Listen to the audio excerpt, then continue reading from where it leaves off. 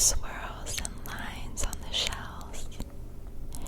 Think about the dusty shades of brown and orange. Are you thinking about it? Now think about Ernest's smooth and shiny tentacles. They are drooping because Ernest is so weary. Now imagine the feeling of the ground beneath Ernest. Some of it is smooth, and some of it is lumpy and bumpy where there are stones. Staying quiet, imagine the sky above Ernest. The sun is starting to set, so there are oranges and reds in the sky, and a little bit of darkness. Picture the clouds in the sky and look at their shapes. See if you can picture the outline of the moon. Listen to the sounds of the trees. Listen really hard. Go ahead and take a minute to imagine all of that while I turn the page.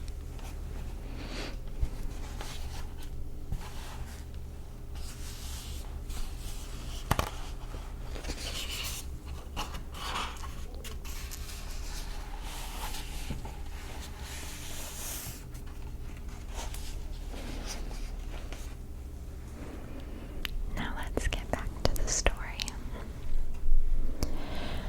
Ernest is always slow and careful, but he is starting to move even more slowly and carefully than usual. He takes a lot of effort to keep moving forwards, and his shell feels heavy on his back. He stops and rests for a minute. Ernest feels a raindrop tap, tap, tap on his shell. Then another, and then another.